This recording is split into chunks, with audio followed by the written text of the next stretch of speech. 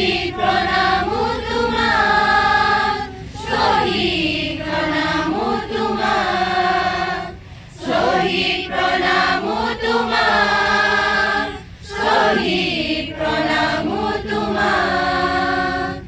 বিংশ শতিকাৰ অষ্টম দশকৰ নতুন পুৰুষ প্ৰণাম তোমাক, শহীদ প্ৰণাম তোমাক, শহীদ প্ৰণাম তোমাক, শহীদ প্ৰণাম তোমাক, প্ৰণাম তোমাক।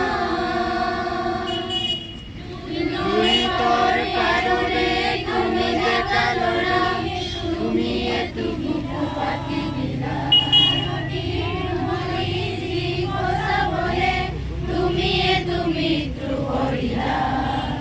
শহীদ প্ৰণাম তোমাক, শহীদ প্ৰণাম তোমাক, শহীদ প্ৰণাম তোমাক, শহীদ প্ৰণাম তোমাক। অসমৰ প্ৰত্যেকখন আঞ্চলিকৰ লগতে আজি আমি জোনাই আঞ্চলিক ছাত্ৰ সন্থাই শ্বহীদ বেদী প্ৰাংগণত শ্বহীদসকলৰ সুঁৱৰি আমি শ্বহীদ দিৱস পালন কৰাৰ লগতে আজি সন্ধিয়া আমি বন্তি প্ৰজ্বলন কৰিছোঁ।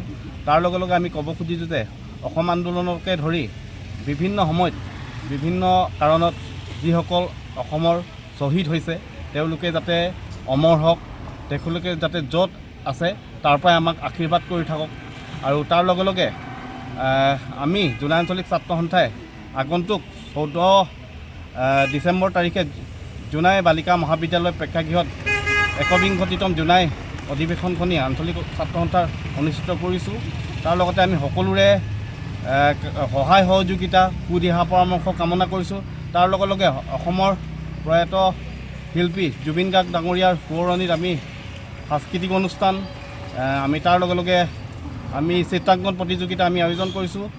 জোনাইবাসী ৰাইজৰ সহায় সহযোগিতাৰ লগতে ছাত্ৰ ছাত্ৰীসকলৰ অংশগ্ৰহণ আমি কামনা কৰিছোঁ। আৰু সকলোৰে সহায় সহযোগিতাত আগন্তুক 14 ডিচেম্বৰ তাৰিখে অনুষ্ঠিত হ'বলগীয়া 61তম জোনাই অধিৱেশনখনি সফল কৰি তোলাৰ ক্ষেত্ৰত সকলোৰে আশীৰ্বাদ কামনা কৰিছোঁ।